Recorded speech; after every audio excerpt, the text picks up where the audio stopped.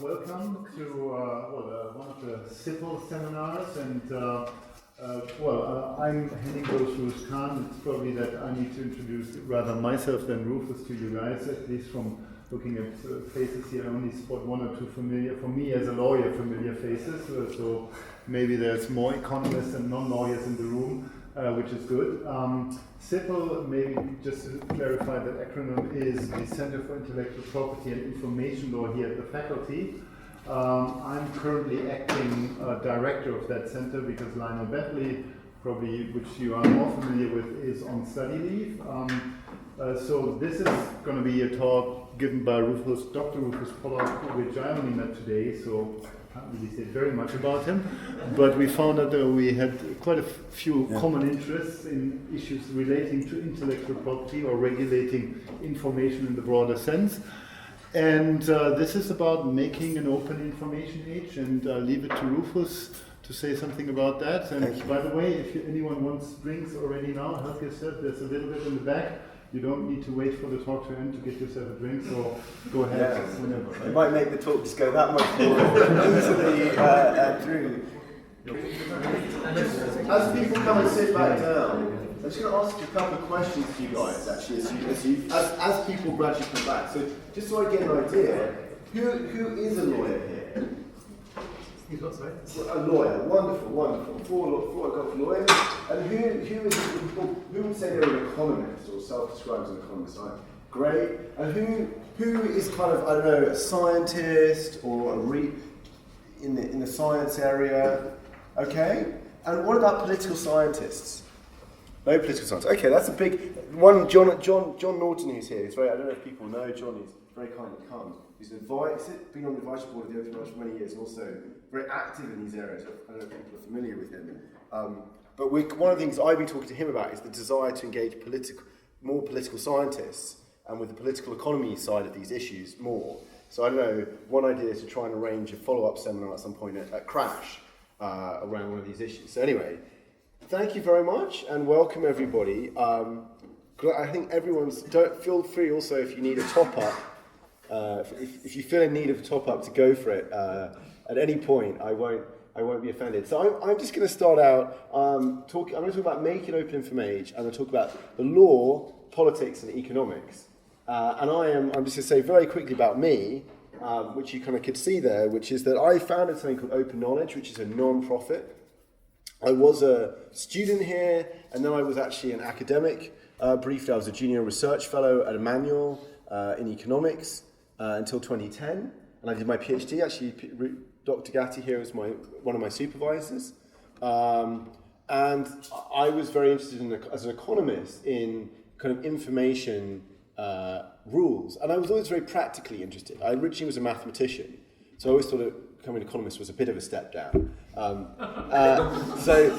But the motivation was, I'm saying as a joke, but one of the motivations was that mathematicians do get to impact the real world, as we all know, actually.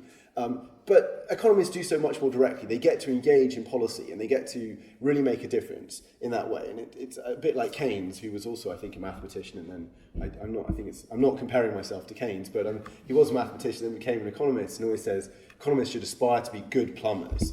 If we could be better at kind of plumbing the economy and things, that would be the thing. So that was, and I became an associate here and I still remain an associate at CIPIL, and spent quite a lot of time actually in the lecture, in the seminars here with intellectual property lawyers. So that's, and I just to finish, I ended up going even further in the practical domain of starting an NGO and as a non-profit.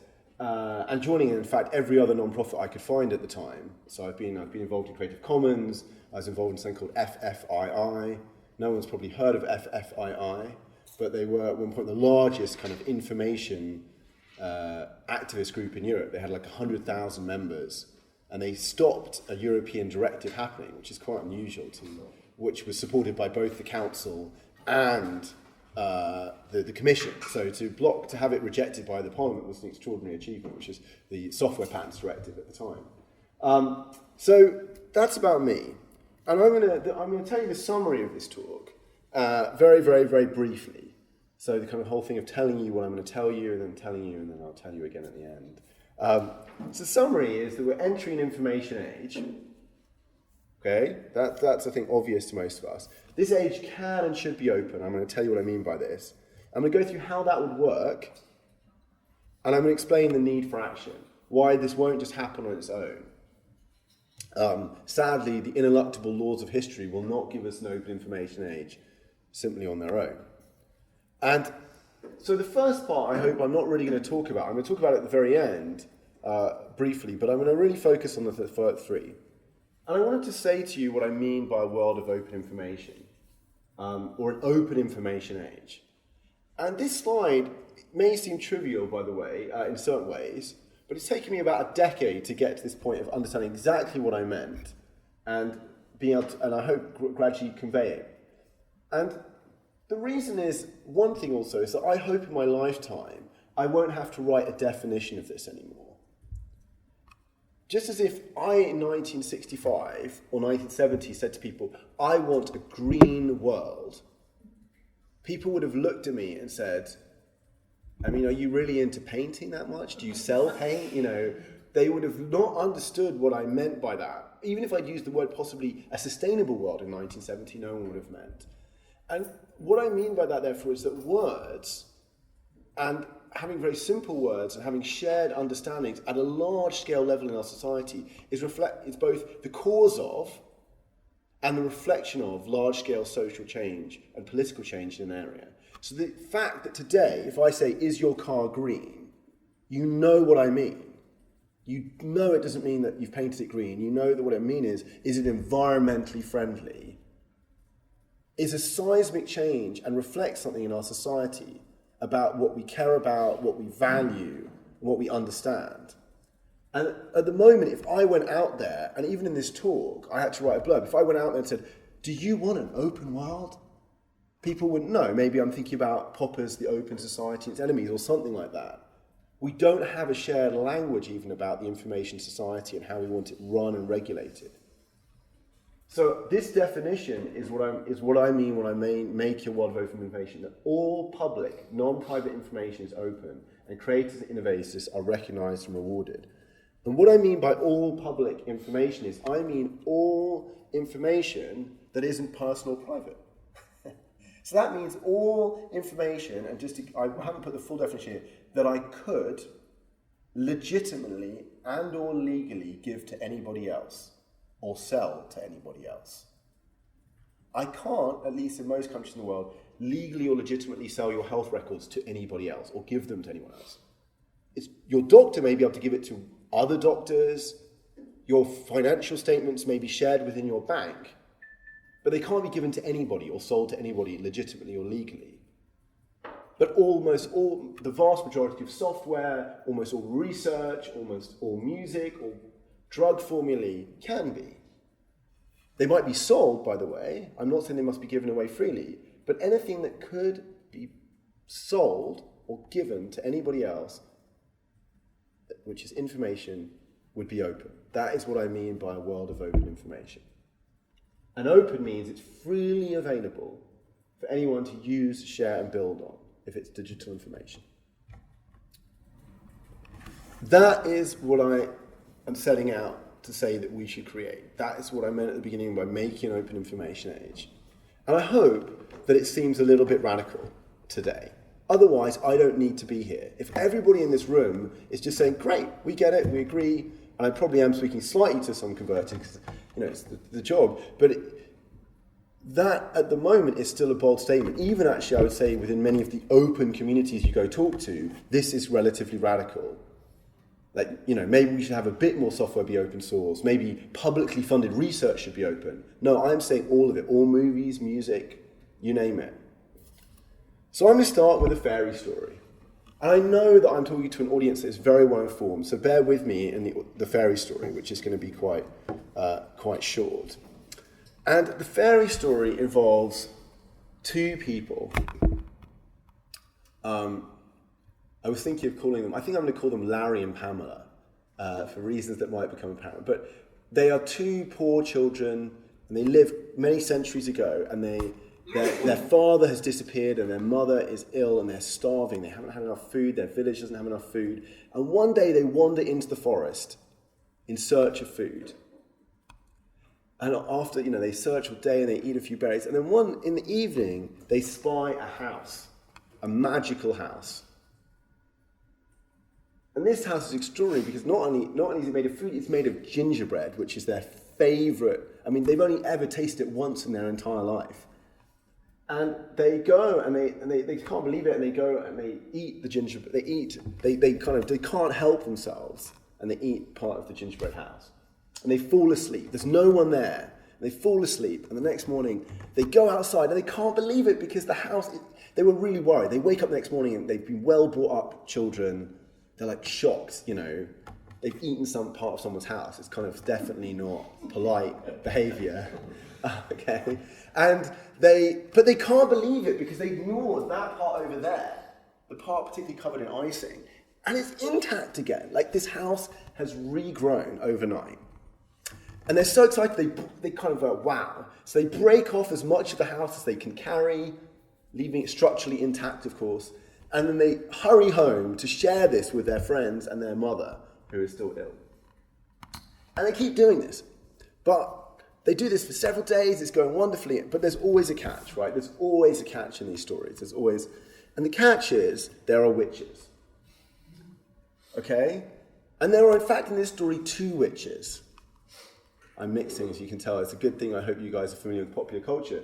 In that we have 2 witches. There's nasty witch, and there's nice witch, right? And they turn up one day back at the house, and they suddenly realize they're starting to kind of pull parts off the house, and suddenly these 2 witches come out of the house and say, "What on earth are you doing? This is our house. It isn't a self-service cafeteria." And so they say, "This is our house and it's our gingerbread." And Larry and Pamela say, "Hey, but why don't you share this gingerbread, this magical gingerbread, with everyone? It's possible. Like we've tried it. The house, you'll still have your house tomorrow. We can take as much as we can carry, and we'll still have a house tomorrow. And that way, no child in our village need ever go hungry again." Why would you stop this? And I just want to take a divergent. Obviously, I hope everyone, if you haven't got the metaphor yet, let me know afterwards. Okay. But the point is, I just want to make a point here, which is that wouldn't be true even if I told a story with it was like a rich prince and he had more food than he could imagine. There would be a difference if this was normal, non-magical gingerbread. Even if the prince had more, them taking the gingerbread would mean the prince had less, right? And so there's something really important here to get, which is, and it's obvious, but I just really, really want to spell this out because I'm shocked, and as I read, I'm always shocked that this doesn't seem, so obviously gets disputed, which is, in a magical world, exclusive rights have a cost. Someone necessarily goes hungry if you allow exclusive rights normally, who need not go hungry, right? Someone goes ignorant who need not go ignorant. And that's not true in a world of bread and cars. And I only emphasize this because, for example, copyright industries in the UK has spent substantial money on advertisements in theatres saying exactly the opposite. And I'm not saying, by the way, I'm going to come to it, I'm not saying that information should just magically be free for everyone, man. I'll come to it in a moment. It's just no, there's no problem. There is going to be a problem. But it is a huge difference that whenever you start treating it magical gingerbread as if it was normal gingerbread, you do impose a cost. Larry and Pamela go hungry. And they didn't need to go hungry.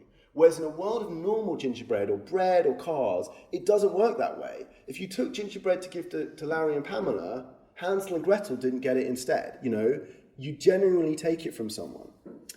Okay, I've made that point, and I make it to a group who probably get that, but it's incredible how often you can see this kind of not understood, that there's a cost out there. And many intellectual property lawyers, I'm sorry to say that I've met, many of them still struggle with that. The intellectual property is a monopoly and therefore has these costs.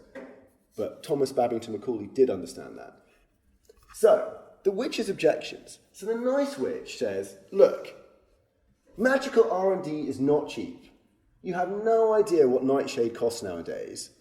And of course I want you to eat, but we need money. Developing the magical gingerbread recipe was only the beginning. You probably don't want to eat magical gingerbread all your life. Even if it's great now, have you tried eating gingerbread every day for 2 weeks? You need a bit of, what about a filet de boeuf house? Or, you want some variety. And if we give our gingerbread away for free, we won't be able to fund these future R&D efforts to develop new types of magical food. And even more than that, there have been funding cuts, and you wouldn't know the student loans we had to take out at Hogwarts. The Ministry of Magic have cut funding to the bone. We're still paying them back. Okay? So it's not going to work. We just can't give this gingerbread away for free. We have to. It's not going to work, right? We wouldn't have been able to make the magical gingerbread house in the first place. I would like to, but I just can't do it. Nasty Witch has a different story. She said, we built up this gingerbread business, and it's the fruit of our labour, and we're entitled to get rich off it.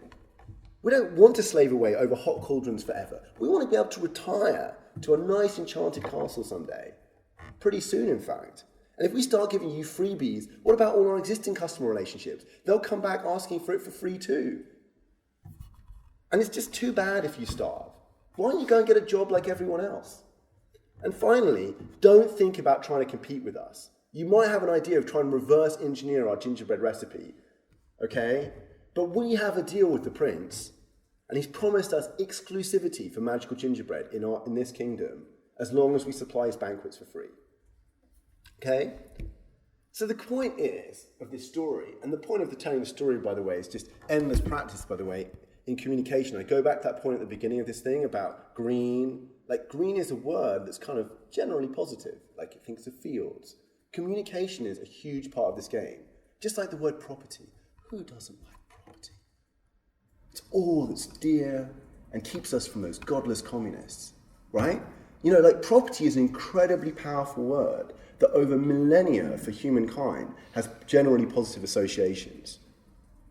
Theft, in almost every religious text that we have a record of, going back thousands of years, theft is prohibited or is sanctioned. So I'm joking also about the story, but telling these stories in a way that people can broadly understand is quite important, and it's quite difficult. Please do interrupt me. Do you mind being interrupted? Please interrupt me. Okay. Just going back to that point about property.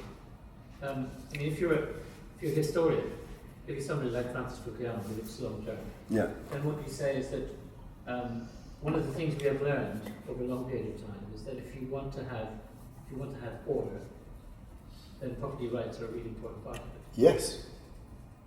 So what I'm trying to say here, and I was possibly jumping a little bit, was saying, I was partly saying why I've got this jokey gingerbread story is you will probably remember it after this talk in a year's time, whereas you may not remember all the other stuff I tell you, because stories stick in your mind. But the point I was making was that these words, like open, or our ability to create words that we connect with, is very powerful. And the converse was that property is a wonderful thing.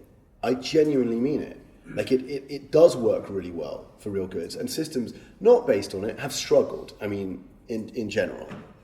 But the association of property with information goods is an utter misnomer in that way. And it has immense rhetorical power that is not neutral. And so unfortunately, every time you use it, you contribute. Now, I'm not going to get obsessed about it in a way that Richard Stallman sometimes does about like free software versus open or something. But I really can't underestimate how powerful it is to do that, to associate, as John pointed out, a thing that is probably traditional property rights in land and so on. It's just one of the edifices on which modern civilization is built and has worked incredibly well. So the whole point of the nice and nasty witch, to come back to it, and please, by the way, like John, please interrupt me. This is going to be an interactive talk. Okay, 1 second, I'll just say this. To summarize, and I'll come to the question is, those two questions can be boiled down to two things. What the nice witch is basically saying is, I don't understand how you do open. It sounds great, but it sounds like money growing on trees a bit. You know, how do you pay for this first copy economically and legally? How do you actually build a system that would work, that would involve information being open? The nasty witch in this model is basically just saying, I don't care whether it could work or not. I've got my gingerbread house. We've done this. No one's going to take it. We've got benefits from the system as it is, and we're not going to let you change it. So it kind of represents all of the political obstacles or interest obstacles in the way of change. Okay, please, the question. Is there another one which your nasty witch should be talking about, and that's the ethical or philosophical, the Lockean concept of the sweat of the brow? So she did indeed say it's the fruit of our hard labour. So I tried to allude to that brief point by that. I mean, I just think it's complete bollocks, the Lockean theory of labour in information. And it kind of, I'm not, sorry, not to you that you're putting it forward. I've always, so I don't know if you are putting it forward, why I've always thought it's just so obviously philosophically implausible when you see it set out in the intellectual property tradition, which I do read about sometimes. And I don't mean this about it, but it's just so at least for the last 200 years, almost all IP regimes have had time-limited rights. And hence, there's just something clearly wrong with the traditional full-on Lockean model, because in the full-on Lockean model, you kind of have your property forever. I mean, yes, of course, the state has the right to maybe build a road through your, like, you know, there are some legitimate taking clauses, but in general, the limitations that have been put on IP relative to traditional property are so massive to indicate that ultimately every state has not really bought that argument very plausibly. It's often got a lot of rhetorical mileage. I mean, the only other example I can always think of that's so powerful is that piracy, certainly in the 18th century and often in the 19th, certainly in the 18th, was clearly punishable by execution. You know, piracy on the high seas throughout, you know, famously Caesar went back and captured pirates and crucified them. You know, straight-on piracy of property has been one of the most forbidden things that societies have sanctioned. And yet, piracy of books, even in the 18th century, where there was maybe sort of perpetual copyright, never led to anyone being even certainly never executed, let alone transported to Australia or something more, you know, which people were for stealing quite small amounts of stuff. So it just seems that at least as society has behaved, while that has been rhetorically powerful sometimes in the tradition, the way society seems to have ever made trade-offs in there clearly has demonstrated that the pure Lockean argument doesn't have a lot of strength. Because in this other area where it is used, we've never treated things like traditional property, we've never treated intellectual property like traditional property, really, when you look at it. But a great point. There are some ways that intellectual property you get more rights than you do over normal property. A little bit today, sometimes. I'm arguing a case. I know, go for it. And which would suggest, by your own logic, that there is evidence that people do. Society does pay regards to Lockean argument. So, for example, I can control, if I sell my house, I can't control it anymore. But there are limits to the doctrine of exhaustion according to intellectual property, and I might be able to. Yeah. Or integrity rights might give you rights to control uses of your artwork because of its expression or personality. So I agree, and I guess what I'm saying is, so I should be a little bit. I do think. I mean, I personally think the argument is very plausible. I do, and I was also then saying that in general, society's kind of the classic kind of economist, maybe even argument of what do people actually do rather than what they say, has been that there are enforcement, and even the cries today to maybe cut people's internet connection off for massive IP infringement is still struggling.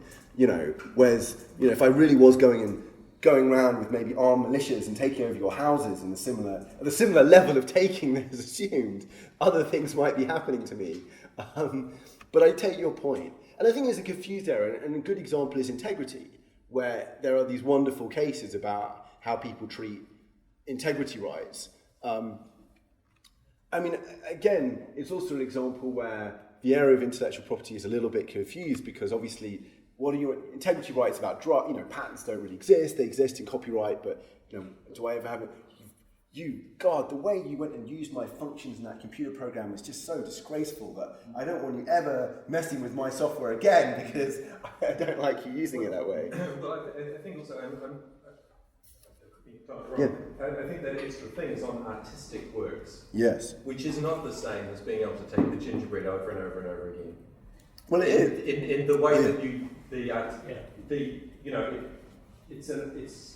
it's not like a... It's a little bit different, but I still, just to be clear, so I'm gonna maybe, Rupert's making a great point, but I should say I'm being quite tough on this one. I would like to treat all artistic works that way. You know, I'm like, you know, I would like to have attribution, by the way. I think we should have quite some model for attribution, but I generally would like to have even music and films and other things be able to freely be used without integrity concerns, for example. I wouldn't preserve integrity in the future, probably. But I mean, one is the reproduction, where it is like the gingerbread. Yes. You can reproduce the artwork lots of times, probably.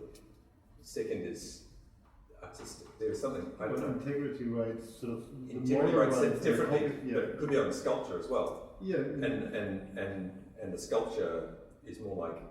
But it kind of like stuff like, I mean, I don't know what, we could get into the detail of wonderfully fascinating integrity cases that there are.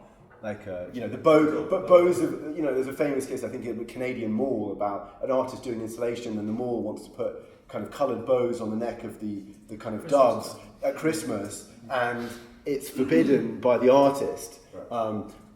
The reason I would argue for this as a you know, if we were going to get into it as a transaction cost argument about it, but let me keep going, and these are great points. Another question at the back. Well, just to back to the language thing, I think this is really, really important, and something that's come up several times at several conferences I've come across this year, actually. And in the area of open access, well, in the area of scholarly communication, we've got a major language problem because the words that are used in scholarly communication are vernacular. Yes. So there is some confusion about what these words actually mean because people assume they mean, well, the word publish, for example. Yes. According to the dictionary, publishing something is making it public. But in the scholarly communication environment, publishing something means something quite specific, which is a subsection of that.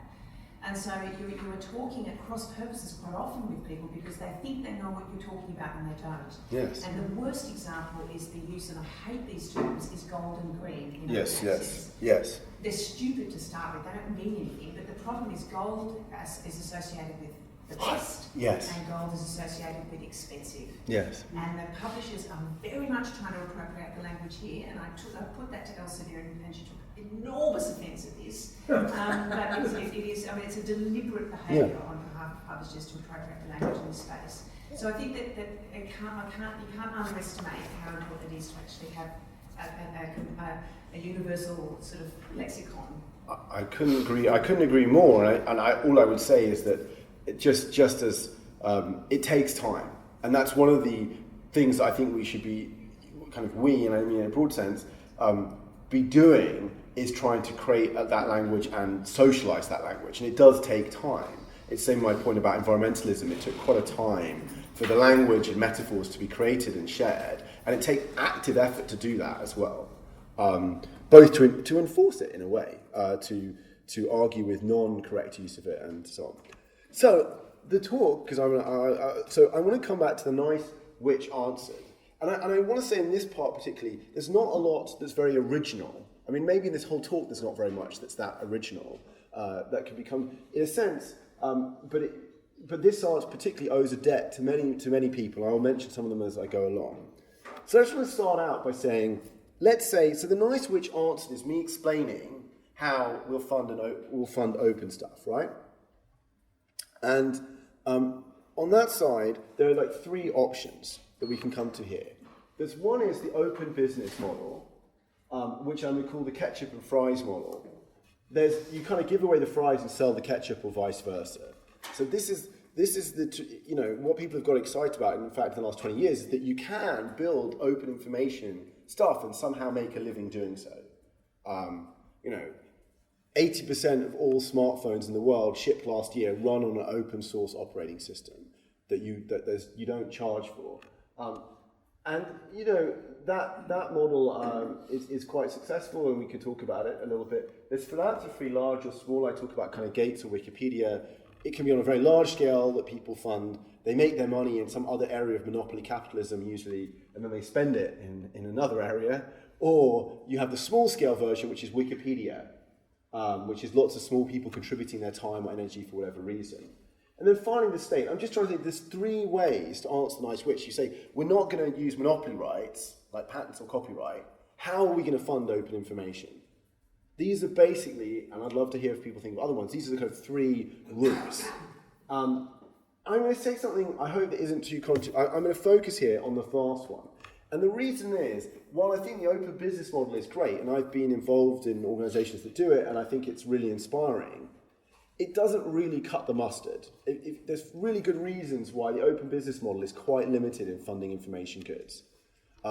Just to take one obvious example, it's quite difficult to see how you'd fund a $100 million Hollywood movie with an open business model. It's not clear if the fries are the movie which you're giving away for free. What is the ketchup? What is the complimentary good? With musicians, it's like, I'll give away my CDs for free, but I'll sell access to my concerts. There is a plausible model, but in many areas of information goods, that's just not obvious. The other thing I would just say, and I wish this study was done, I keep looking for the study, is if you look at a lot of popular information goods, particularly let's say software, like Linux is a very famous example, Android, or Firefox, and you look at what actually funded their creation, a lot of the time it turns out to be government or failed VCs. Like venture capitalists who funded a closed product, it didn't make it, and they open source it. And remember, in my model, that's not going to exist anymore because there won't be kind of closed proprietary VC models anymore. So I can't rely on the people who funded Netscape to invest $100 million to become a massive software company. They fail, and then they open source Firefox, which is awesome, but it is the result of a large amount of VC money that wouldn't have funded it otherwise. And if you look at Linux, it's funded at AT&T, which is kind of government regulated, and the reason Unix, the original version, was kind of open was because government antitrust authorities were sort of suing them. And then it's at Berkeley. The version of Unix we have today was then funded for many years at Berkeley, California, etc. Linus Torvalds is a PhD student when he writes Linux. There's just a huge amount of government funding that goes on. And it would be interesting to actually ask how much software today that people look at and think of as open source was actually government funded in some sense. But the biggest example is the internet. Right, exactly. The protocols and standards on it are almost entirely by those standards, Unix and Linux are kind of small beer. They are. That just means I'm not. Yeah, no, they are, and the big investment was in it. Exactly. And that's entirely public. Exactly, entirely public. It's funded by advertisements and content. No, the internet, the network itself. The network itself. I get it. You're thinking, and the content there is different. So, You're thinking about the protocol and the protocol there, but it's all. Exactly right. And just to say, actually, by the way, on the open business one, they're not open businesses. We could get into that at the moment. But the most famous kind of fries and ketchup model today is content, is Google. They basically, they give away the organic search results, all the effort they take into putting together search results, and then they sell your attention, the ketchup, to advertisers. And it's quite actually interesting because Google could be open, like Firefox. You could have imagined a world in which you actually had an open search engine infrastructure. It was just like you had an open internet. Actually, you could have had. It's not impossible in a sense where it was quite difficult to have seen initially without massive upfront government funding that you'd have had an open Linux. But we'll come back to that. But that's the most famous ketchup and fries. But my point is, I'm going to focus on the state because my basic answer, if you look at philanthropy. First of all, philanthropy largely at large scale relies on kind of monopoly information capitalism, which isn't so great. Like the people who are massive philanthropists today is because they made lots of money on information monopoly somewhere else, which isn't so great. But it's, and it's also, I don't know, it's difficult to find estimates, but it's quite small. In some areas it's big now, like drugs, neglected disease drugs, and the open business model, I would just throw out a number that I'm making up, but I don't think it could pay for more like 10% of information goods or something like that we want. So, this is the kind of open model, right? Which is pretty, I hope, common to people. But in this model, you have the state act as a coordinator. And the reason also the state is so special is it has an army and tax collecting capacity. People haven't got that. It's quite unusual in having that capacity. And so this model, basically, citizens put money into a funding pool coordinated by government through normally taxation or a levy on the internet or other things. That money goes into various mechanisms that I'm going to go into for funding innovation and creators. And I just want to emphasize something. So then information streams back to citizens, and it also gets reused by innovators and creators. And I also want to emphasize backers still exist in this model. You can still have venture capital backers funding music or pharmaceuticals, because they could just do deals about receiving some of the money that the innovators and creators get. I emphasize this because when people first think of this, they tend to think it's going to be like academia. And in academia, you generally don't have backers yet. I mean, maybe if tuition gets expensive enough, one day there will be a deal where you'll be like, okay, are you going to back me for a PhD at Harvard, and in exchange I'll give you 10% of my lifetime income, or something like that. But it hasn't happened yet, okay? But you can have backers, and I'm going to go through these models. So there's a lady with a question. Yeah, so under your model, let's say, the government still has control over regulations, and I'm thinking about, say, patent law on pharmaceuticals and biohacking, whereas in the US there's a definite, let's say, shortfall. The FDA won't, it doesn't cover some of the government regulations, and therefore you have a problem with, say, genetic engineering, for instance, by open access. Your model, you still have control. So if your question is, how do we regulate technologies that may or may not have positive, that might be dangerous or might Dual use technologies, which so I feel that's kind of orthogonal or kind of a distinct question to the question of how you fund information. We answer the two witches, because it's kind of like saying, oh, your gingerbread house might actually infect all the forest around it, and suddenly the forest will kind of just massively reproduce, and it will destroy all the villages, and we need someone who regulates making gingerbread houses with bioengineered ingredients. And in that question, yes, you probably still do need someone like the state helping us make decisions, because it's a classic thing where private interest and public interest, you might think it's really cool to do cool biohacking, but it might have this terrible consequence we don't know about. So I do think the state is still there, and just to be clear, the state is very much here. So let me just explain them, these options. So just to be clear, remuneration rights, I'm going to explain in a moment. Upfront funding by the state of innovation, I hope we're familiar with, it's places like the University of Cambridge. The government gives out tax money, and that's why I've written expert selection. In that model, generally, innovators or creators are selected via some expert process, and then they're given money to go and do whatever they're going to do. And I'm going to talk about other. The remuneration right, again, I hope is familiar, but I just want to spell out to people. So a remuneration right is like your replacement for the copyright a little bit in this model, or a patent. And basically it's a right to money in the red box. So what it says is, it's from a common pool on a transparent and predefined basis, for example, in proportion to use. So you might say, hey, I'm a musician, and I might just zoom ahead here to this one. Wait a moment. I'm a musician, I'm an artist, I get paid, the government puts 600 million, and let's say if there's 600 million, let's say for a moment, 500 million goes in the remuneration rights pool. Artists then queue up at the end of the year and say, how much was my music played last year? How many people in Britain listened to what I produced? And I will get paid in proportion to that usage, or some function of that usage. You could skew it, you could give more money to poor artists rather than rich artists, because Britney Spears doesn't get quite so much. But basically, you have a demand-based model. So it's a right to remuneration, and it's tradable, and it's ownable, just like an IP right, but it doesn't have this control over use. It's only a right to be paid out of this pool year after year for however long your remuneration right lasts. For example, it could last for 50 years as a music artist or something. And we already do something kind of like this, where we transform current copyright. Often, by the way, if you know your copyright, we already do this in a bunch of areas. We already take traditional monopoly rights and kind of change them into equitable remuneration rights in a bunch of areas. Great. Yes, please, 2 questions. This gentleman. Right, just on this point, as you say, this does exist. Yeah. For example, in levies for recording equipment and stuff.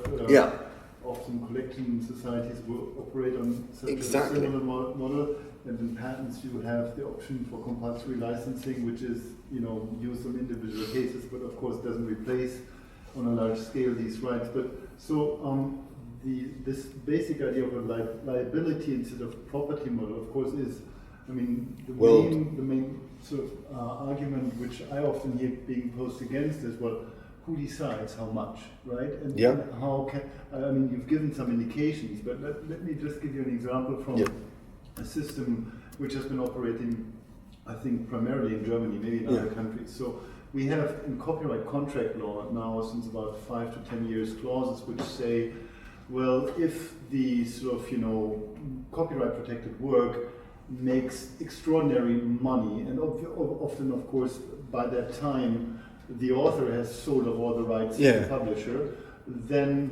there's a non-waivable requirement to pay adequate compensation to the author. Now, who's going to decide what is adequate? Right? And so in Germany, apparently, I don't know, I haven't followed this up in all detail, but the way it seems to be working is that, well, this is essentially a negotiation between workers' unions and publishers, right? Industry. So because you need to find, balance of powers on the negotiation side in order to make these negotiations meaningful without sort of from the outside saying a judge, for example, is going to decide what is adequate.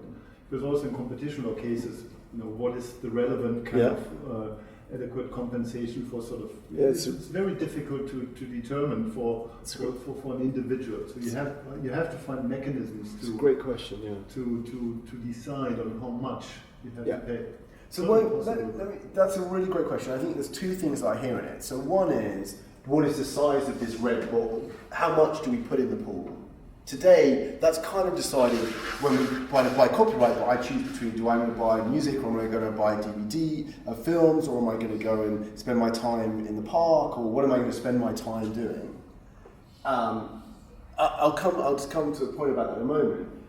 And the other thing you were getting at is the problem of bureaucratic maybe mechanisms generally, which is they can become incredibly inefficient, they can become captured. There's two things in the. So one question about the funding pool. So as a kind of cheat at the beginning, I could say, let's bootstrap the model. Let's pick current global or national levels of funding to music, which are known.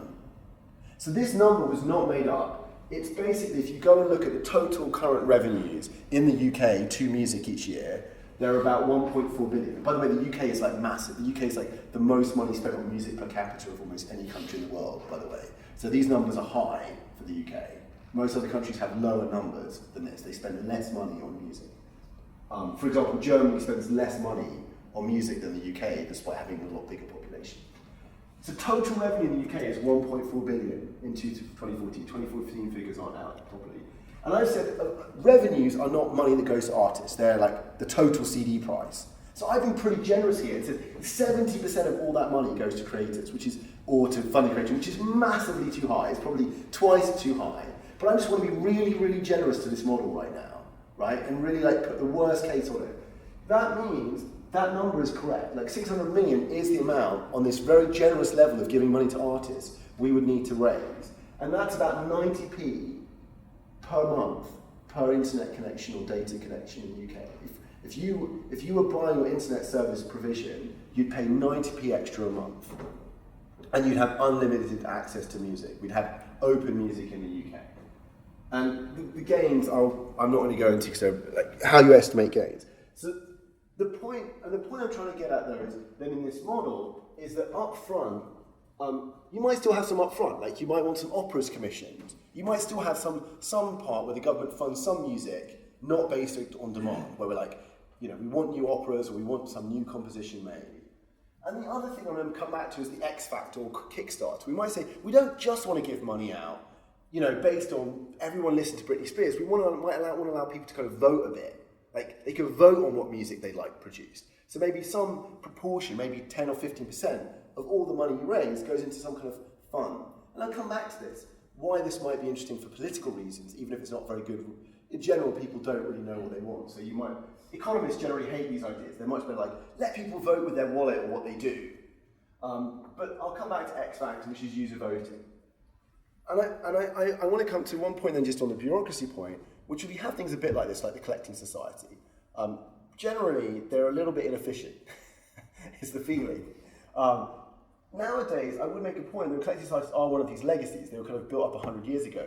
With the digital technology we have today, we could do a really quite quick statistical sample of what music people listen to each year that wasn't gameable. I mean, I can go into the objectives, but I don't have time. Like, that isn't kind of too gameable, that is accurate sampling, doesn't invade everyone's privacy, and gives you a good statistical sense of like what people actually experience.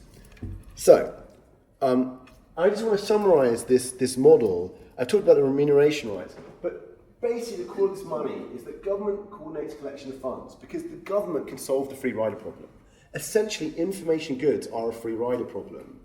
That's what the nice witch was saying. If I give it all out to you, if you, Larry and Pamela and Hansel and Gretel all get gingerbread for free, I'm never going to be able to charge anyone else, and I'll never be able to make the Philly de Boeuf house, instead of the gingerbread house. Now, I can't keep doing R&D.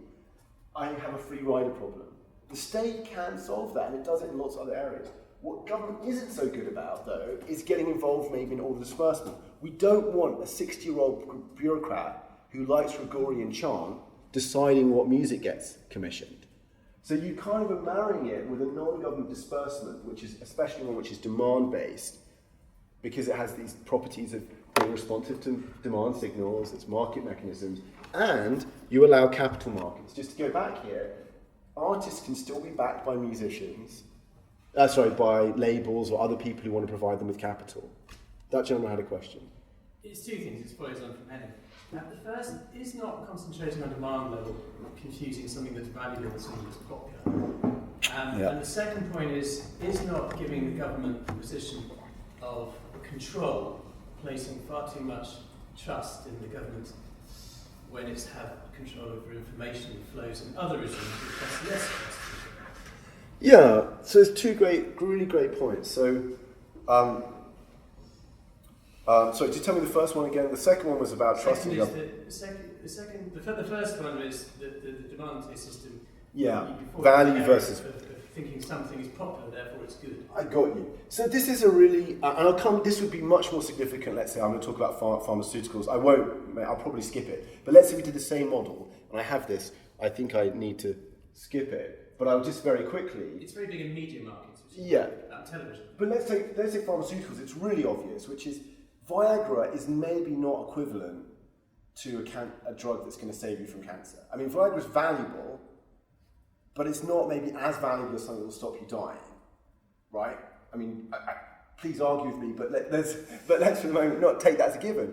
That's a really good example. We're just doing pure demand-based, like how many people took Viagra versus how many people took the cancer drug. It's not going to give me great answers as to how much of the remuneration pool I would allocate. Now, I don't have time, and I'm writing a book, by the way, as part of I'm giving this lecture, but in that, this is a good question, which is, the answer, I'm just going to make an answer which is an aside for those who love markets among us, and it goes back to the question generally about how does society set the levels of this. Once you start introducing monopoly rights, once you have a good that is magical, like once we have magical gingerbread in the world, aka information, we have this good that is different from the physical goods that humanity has been with for thousands of years. Most of the bets are off on traditional economic models. Because traditional economic models, for example, in pricing, in allocating resources, depend on, I'll get a bit technical here, but depend on things like non-convexity of the production function, aka not having massive fixed costs and zero marginal costs. They depend on not having externalities. There are massive externalities with information because it information, you learn something from me, what exactly is the value of that? There's spillovers all over the place. So that once you're in that world, using the monopoly rights and market mechanisms to price or value things is problematic. So it's kind of the hard thing about hard things, which is however we want to do the information age, we need to find some way to value information goods and make decisions. And it's kind of what, we don't do it very well, but academia, like how much should we support this researcher to look at this new mechanism of how cancer works versus this other researcher? Based on very unknown things like 30 or 40 years down the road, this blue sky research may result in a drug that makes you better. They're very hard questions, and they're based on assessing not only value today, but value in the distant future. And the answer is that we don't have a great answer. The one thing I can tell you is that market-based models, in the pure sense of like monopoly rights plus market models, don't really help us much more. For example, they lead people to research obesity pills rather than things that will cure malaria. The point, though, that is good, and I will emphasize this about markets, because people use markets to mean a lot of things. What is very good about a market is the existence of these guys. The fact that VCs exist is a great, they may have a lot more knowledge about government sometimes, about who to support in terms of research and innovators.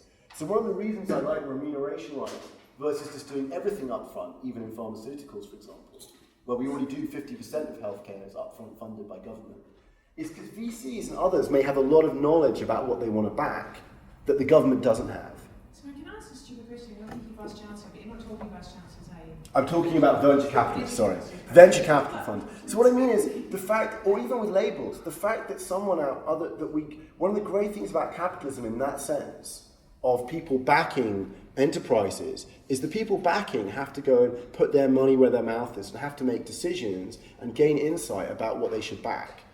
And that's one of the traditionally, we go to Hayek or other people theorizing about the market. What's wonderful about it is it's an information aggregation mechanism. And we can retain a lot of that value in these models. Without, we don't have to go to it's only bureaucrats who decide, and then all of the stuff that goes on with that. I need to move, so basically open music can be done for less than £1 a month of your internet bill.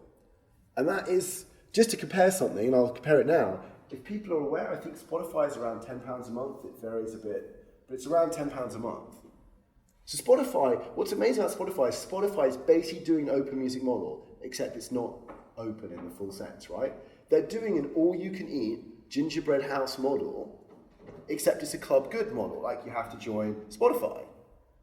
So one is it shows that this can work, and it shows that there's such a value of providing an all-you-can-eat model that we're getting it. But there are problems with it, because people might say to me, why not just go Spotify, man? Like, those guys in Silicon Valley, aka Sweden, have worked it out for you, right? Yeah? Now the answer is just what's wrong with Spotify? They do this model, they have subscribers, they put it in a funding pool. We don't quite know how much, because Spotify they haven't IPO'd as far as I know, so I don't have good financials for them. But basically, they don't really do much up front. They might get like Netflix one day, by the way, and start commissioning their own shows, but they haven't done it yet. They put their money basically in a remuneration rights pool, where they give it out based on some formula to artists that gets argued about, and they then give some money in profits. One day when they have profits. I doubt they have a lot of profits yet, but one day they will. Okay? But what's wrong with Spotify? Just really quickly, for those of you who love, I love these kind of things, it's really great. One is it'll only solve the minority market. This is just basic economics. Spotify, the willingness to pay, we know of most consumers is very distributed. There's some people who pay a lot, they're rich, or they love music, and there's lots of people who aren't very rich or don't love music enough who won't pay very much. As a result, probably Spotify would prefer to charge 15% of the market $10 a month than charge everyone $1 a month, right? It's just basic maths. So they're never going to serve the whole market, even if they're vastly successful. And they can't price discriminate their way out of that. As far as someone comes up with that, let them know, because I'm sure they'll be very interested to know. It inefficiently ties together the collective licensing and music distribution. What's funny about Spotify is they're a VC company which probably has more lawyers than technologists, or at least more negotiators. They spend most of their time trying to do deals with the music industry. That they basically try to solve the collective licensing problem for us, but then they tie it to the music distribution platform, which is probably inefficient in all kinds of ways. Innovation, I could go on about that. The incentives, they have incentives, like most platform owners, to impede and distort innovation in order to preserve their market position. And they have a major potential for monopoly that at one point, they'll rip off artists and or consumers. So Rufus, one of the concerns with all these models is potential corruption. Mm-hmm. So if you can't trust your government, it doesn't work. I got you. And this gentleman actually asked me that before, didn't he? And I didn't answer him. I'll come back to that in a minute. I mean, if you take football, right? Mm-hmm. The football model for the Premier League is not very dissimilar from this. You know, clubs are given stuff by a body whom everybody trusts, right? Mm-hmm. Except when it's FIFA, you're not quite sure whether you trust them or not. Yeah. But that is a model very similar to this one. It has a lot of similarities. So it's great. And in fact, I didn't answer that gentleman's question before. I'm just concerned about time, but I guess I'm having lots of good questions. So let me say, so there's a really good question about that. And I have two things, and this, if we're really getting detailed, there's kind of two answers to this. So one is, you can do this with a lot more transparency than you ever could if you really baked into the model. You know, you can really run a lot of this kind of with a lot of transparency about where money is going, and automatically, in a way, where money is going. The other thing is, I would spin out, so just to be clear, let's do this one. There is a body that will own the remuneration rights money. And if I were an artist, I'd say something like, great, this sounds amazing, Rufus. You're telling me that the government's going to put this money into a fund. Now tell me what happens when the next recession comes along. They're going to say, ooh, music's great, but it's not that important. Why don't we halve our funding pool, right?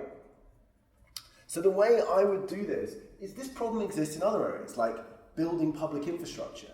And the traditional route to this is you basically create some quasi-independent legal entity that owns, for example, the remuneration rights money, and is a separate legal entity which is suable or whatever. And the government does things like issue bonds to raise all the capital it needs to pay for the next 20 years. And then it has its bonds backed by the government and has an agreed payment stream from the government every year, which pays interest and principal on its bonds. I'm getting a bit technical, but this is how you build, for example, Tribal Bridge Authority. If you ever fascinated, huh? Isn't it the model of the BBC? Isn't that? The BBC is more complex because they don't actually get full independence, as we know. But it's kind of like that. I mean, the best example, and it gets a bit subtle, but there's a wonderful book about a guy called Robert Moses in the building of New York called The Power Broker. And in that, the Tribal Bridge Authority, which builds these massive bridges, becomes this kind of independent entity from New York State. And it's exactly for that kind of reason. It gets kind of abused by Robert Moses in various ways, so I won't go into that. But the point is that it allows you to issue bonds plausibly and ring-fence money against it's basically a commitment problem. This is a well-known game theory problem, which is the state would like to make commitments, but you don't believe it because in like 5 years' time there'll be a recession and it will say, we don't want to give you 600 million a year. So in this model, particularly when you're making commitments to artists that go on receiving money, you generally want to spin out an entity, probably have it independently regulated and have it be money not recoverable. And there are ways to do that quite powerfully in the way that you can write bond covenants and other things like that. So it's a really good question, Peter, and a really good question, which is you can deal with that, I think. But I should hurry on because people will want it. So I've said about Spotify. What I also just want to emphasize, though, in a really positive way, is we have an existence proof. This thing can work quite well. There's reasons why the state should at least be the collecting entity. It doesn't need, by the way, the state does not need to run Spotify in the sense of running a music distribution platform. All it needs to sort out of Spotify is the collective licensing part. It should allow then Spotify and many other companies to flourish in actually doing the music distribution. But it should sort out the collective license. It should say, here's open music. Anyone can run Spotify in the UK. We've sorted out the collective license essentially for you. Okay? So at that point, just briefly, how would there be competition if the essential distribution is organized by the state? Why would there be... It wouldn't be, the state wouldn't do distribution in the sense I'd say anyone, because distribution still involves like actually having servers with music on it and having playlist management and all the stuff that makes Spotify useful to you as a consumer. Do you see what I mean? The state does not need to take that over. It just needs to say, so Spotify does two things. It runs a technology platform that can stream music to your phone, and it runs a collective licensing outfit that goes negotiated with record labels and gets bulk collective licensing. And it would do this one and not this one. Right. The state, sorry. Yes, if the state sort of guarantees then a certain minimum remuneration, that's what you're talking about, right?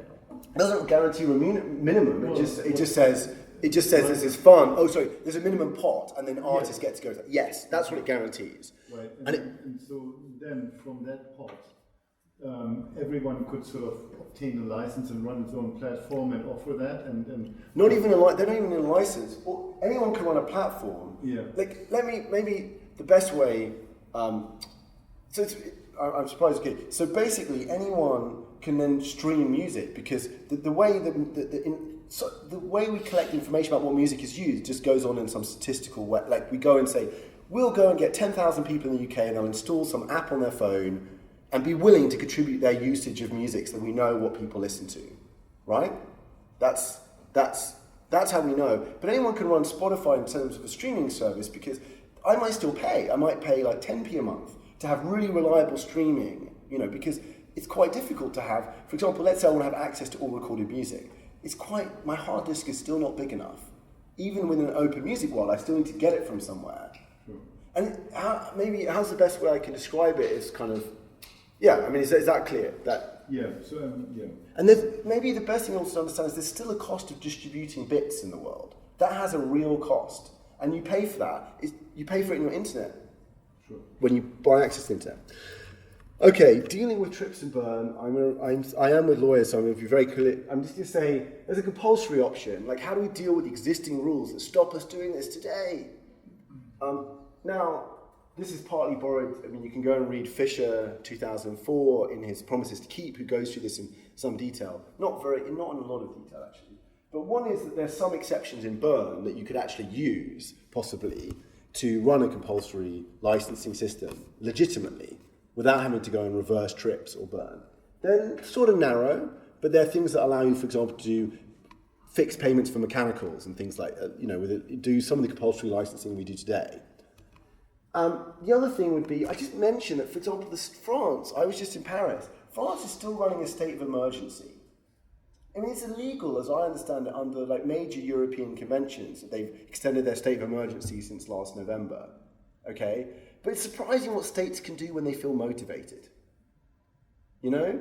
It's like the US, big thing, no about compulsory licensing patents. When there was an anthrax scare back after 9/11, suddenly the US had no problem issuing compulsory license for patents.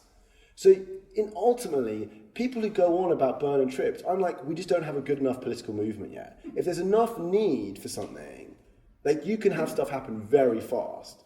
So I'm only saying this, I'm saying this is not easy, but it's surprising what countries can do when they want to, particularly powerful countries, basically, you know. Do you need to engineer some sort of terrorist attack to make this happen? No, not absolutely not. But it's a good point, which is we need people to be motivated by the impact on their lives. Like, you know, at the moment it isn't. So I'm just going to come to the voluntary option quickly for the lawyers, which is you could just allow copyright to continue. And this is perhaps the most relevant.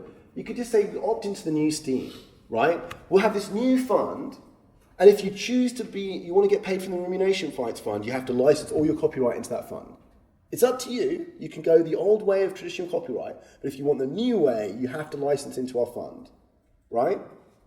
And you make participation exclusive. You can't do both. I mean, you maybe, at least for like access to music. And here's the nice part. You strongly incentivize participation. You make the remuneration fund quite generous. Maybe even the 70% rate that I talked about before, but even better. Remember, Bern protects copyright, but it doesn't say how you have to treat copyright under your tax regime or anything else like that. So why not, for example, have a punitive super tax on income from monopoly rights? There's nothing in Bern that stops you doing that. In fact, we do it today. Like people who have massive income sometimes from oil or gas or other things sometimes encounter super taxes that extract their monopoly rents. So there's nothing that says in Bern that we're not allowed to go like tax copyright revenues really heavily. So there's really big incentives we could offer people to switch into the new regime that wouldn't involve us going and reversing Bern in any way. So this was supposed to be the main part of the lecture, but I need to move like more rapidly. I've had all these good questions. So the question is, how do we overcome the nasty witch? Because people have great ideas like this all the time. Maybe. But, you know, people come along and go, God, wouldn't the world be better if we did X or Y? And if you've studied political or history much, you know that simply having a good idea, unfortunately, is of limited value in changing the world. The world does not beat a path to the door of the inventor of the better mousetrap, as Edison thought. Okay, so I just want to kind of be really clear here. There's two strategies, and I emphasize this because a lot of the community goes down these routes. The bottom-up one is, which I'm not going to spend any time on, is a bit like, we can do it ourselves, man.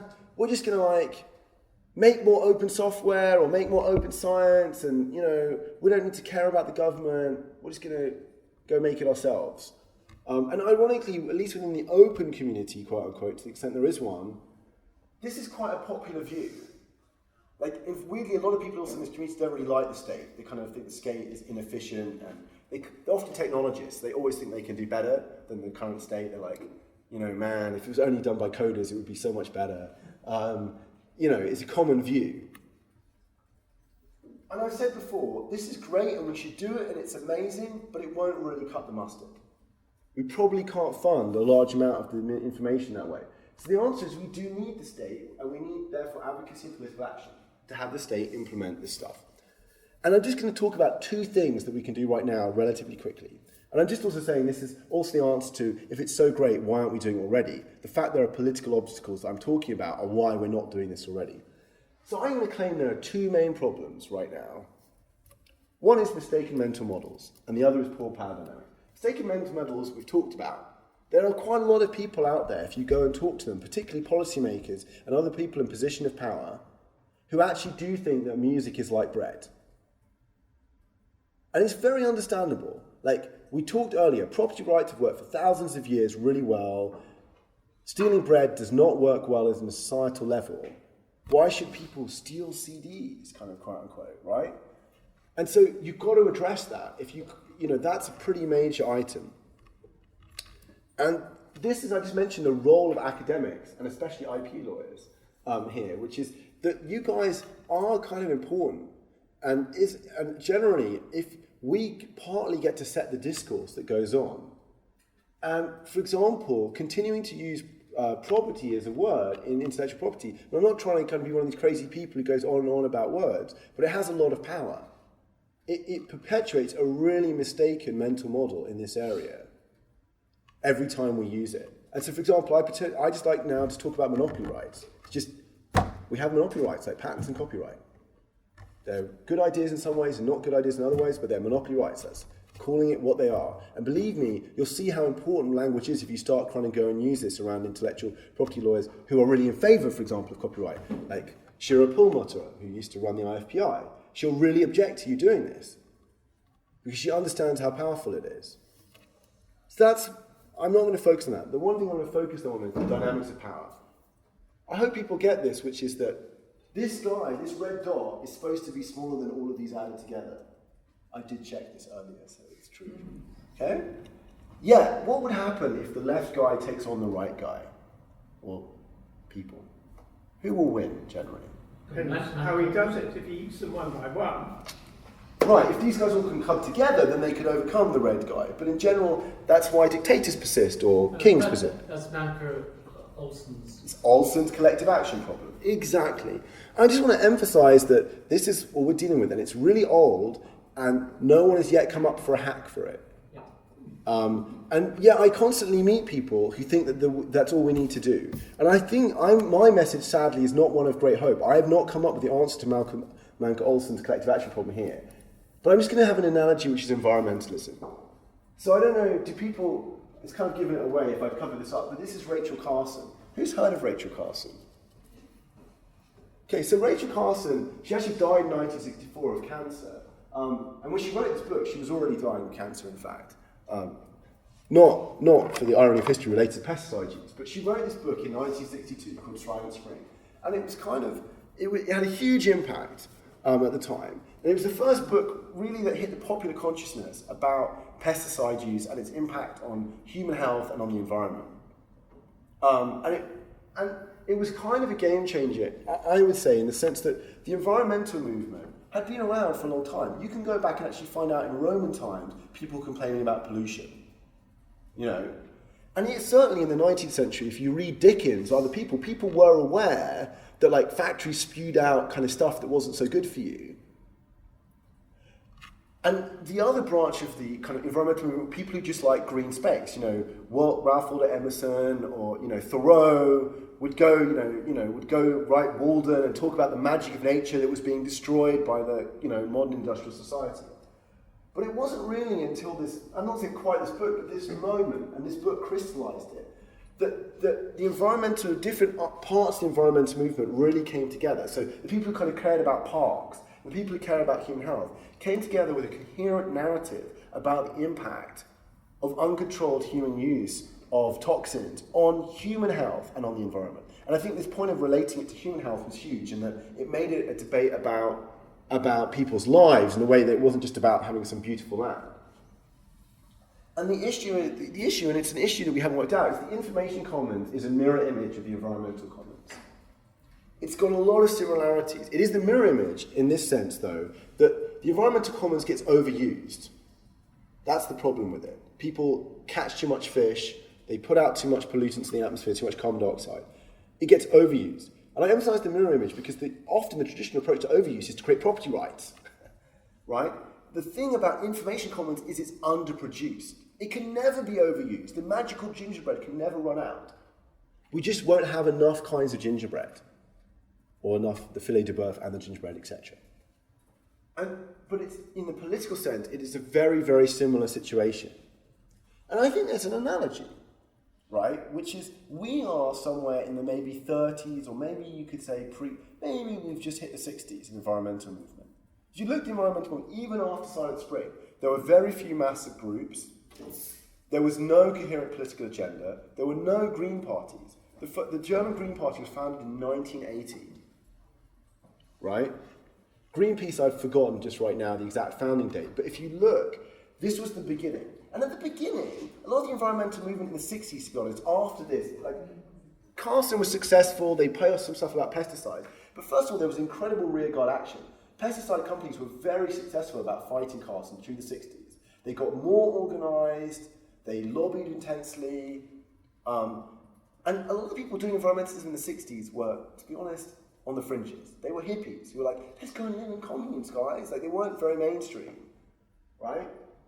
But it gradually transformed. And in the 80s, you started to get organized. You got mass political groupings, either parties or actual pressure groups.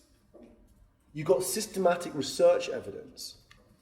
And I'll just give an example here, in this just one area, which goes back to actual research. It's only 2 or 3 years ago, thanks to the work of William Sinclair, his book inspired, forgetting her name now, damn it, a lady, she's now in New York, but she was at Stanford. I'll remember her name in a moment. But she went and took his work and shows that if you look at the 18, I think 14. Dana Boyd. Not Dana Boyd, no, it's proper research. Economics research. No, she started out doing a piece, oh man, I'll remember her name in a moment, but she's a kind of proper classic economist. Her first piece was about kind of the 1851 Great Exhibition. But she's done a piece looking at the impact of copyright term extension, 1814, if I'm getting 1814, I think, on price. And she's like, it's 8% increase a year. For every year of extra copyright, you had an 8% increase in copyright pricing. That is huge. That is like, we now have evidence of the impact of this stuff, right? You know, we're clear that this does make information expensive and deny people access. You know, we have the experiment, the natural experiment of the genome. There's a great paper, 2013 Journal of Political Economy, I think, showing that the parts of the genome that were under the Human Genome Project and those parts which were patented by Celera, there was 30% more follow-on innovation in the parts that were unpatented. That's a huge impact. I mean, that's billions of dollars of impact. So we're at the really beginning of the environmental movement. And it's why I'm giving this talk, because my view is that this, and I'm going to conclude in a moment, we need to build a movement. Just like there was no environmental movement in the 60s, even after Carson, it was the beginning of that. The beginning of a self-conscious group of people who talked about environmentalism, who talked about systematically a set of things that were affected and the mechanisms by how that worked and what the problems were and why the state needed to be involved. And it led to things like the EPA, starting under Nixon, the Environmental Protection Agency. And we have none of those. We have an intellectual property office. We don't have an information policy office. So we are at the beginning of a century, just like we in the 50s and 60s, we were at the beginning of the environmental century, if you like. We're at the beginning of the information century. And we don't yet have a movement. We don't yet have a coherent bed of people talking about, we want an open world, as whether I define it, but how you define it at the beginning of this talk. And at the moment, I don't know, other than some incredibly clever hack with like information cooperatives, or I could talk more about that afterwards, I don't know anything other than the hard thing about hard things. That if we want to change this, we are going to need to build a political, not necessarily party, but political movement to affect change. And that will take years and decades, and we've seen the beginning of it. The Pirate Party, if anyone's heard of it, was founded in the last decade. There's a single issue party dedicated to kind of changing copyright. They're kind of ineffective and a bit radical, weird, but No, she wrote a brilliant report. She did. We're Julia Rader. I'm just saying, if you've got to met them individually. But exactly, there's someone in the MEP. They won 8% of the electorate in Berlin. So I just also want to talk about incrementalism. We don't have to do everything. The other thing is to pick your fights. Just like the environmental movement, Carson was very clever in her book. If you actually go and read it, she didn't get too touched. She told stories, but she was also really specific about her evidence and looked at pesticide use. So we don't, for example, need to do everything. We could start with music, which is only $15 billion a year globally. And we could also then move on to medicine, or we need to think about our strategy. And I'm going to skip, I'm just going to talk, I'm out of time, so I'm not going to talk about the stakeholders in music, but how would you build a coalition? Like, one of the big problems is you need to get at least some parts of this group on the same side. And I want to end with one point that you might think about, which is new taxes are hard. But for example, in Germany, I discovered this on the weekend, I'd never heard of it before. But we all know about the BBC here, but in Germany they have the same thing called the Beitrag service, which funds basically public radio and television. Do you know how much they raise a year? 8 billion euros. And it's compulsory now in Germany.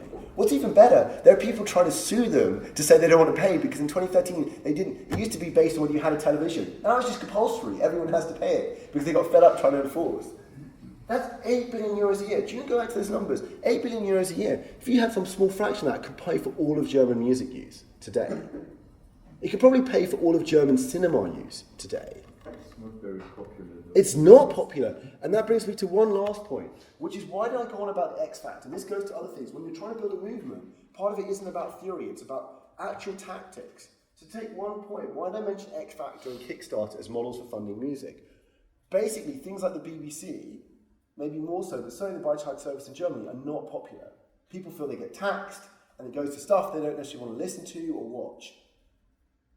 One of the reasons stuff like doing X Factor or the remuneration rights model, but X Factor even more, where people get to vote, is they would start feeling like participatory budgeting in what they spend. And that could be really crucial to making these things actually work.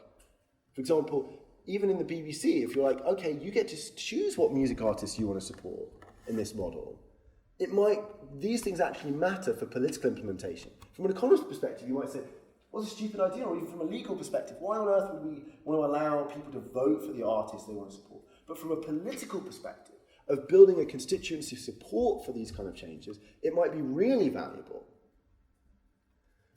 So, my conclusion, and I have gone, well, I just want to say this once again, which is how exciting this is. We don't get it enough, which is we really are getting to enter this magical world of gingerbread. Like, it really is extraordinary that in human history, this is the biggest change to at least the technology of production that has ever happened, that we're going to produce stuff that can be costlessly shared. Like, it's mind-blowing. And it's mind-blowing, not for the usual things we get of like, oh my God, I've got an iPhone and it's like touchscreen and, if we went back in, RC Cards 2001, it would be the equivalent of that magical device. It's also in this way it gets to transform how we get to build our society in political and social ways. We're going to have a substance at the heart of production and consumption that is shareable. That really gets to change things. It relates to how inequality, it relates to fairness, it relates to freedom, and it relates to creativity and collaboration. And it affects every area of our life. That's what it's just going to be huge. And we kind of get that on the technology front. That's why we read those, you always see articles in the magazines now. But people aren't really talking about the political side of it and the power side of it. They get so excited about technology that's so amazing. But it's the political and power side of it that will ultimately determine its impact really on the things that matter in our lives. Like what our culture is like. Is it a culture of generosity and collaboration, or is it one of individualism and kind of competition and, kind of in a sense, exclusivity? And I want to also emphasize a point, which is an open is a free or fair one, but dystopia is the default. Let me be really clear. People like Piketty are going around writing about inequality right now. People are really on it about the 1%. An information age that we allow to be closed will be of such phenomenal inequality that we cannot imagine it. Because that is the converse of magical gingerbread. It both means you can share, but it also means if you control magical gingerbread, you make out like a king. Because you control something where basically if it's popular, every piece of revenue is profit. So it's the most concentrated, casino-like hyper-capitalism that you can imagine. So if you're worried about things like inequality, then you should really be worried about the information age and the rules of it. What's going on now is we have this technology and we're not marrying it with the rules and policy and politics that we need. And so we must act. The primary challenge here is ultimately political, but it's one where lawyers, economists, everyone else, we need these structures. There's a huge amount of research to be done. And so that is my conclusion. Thank you very much.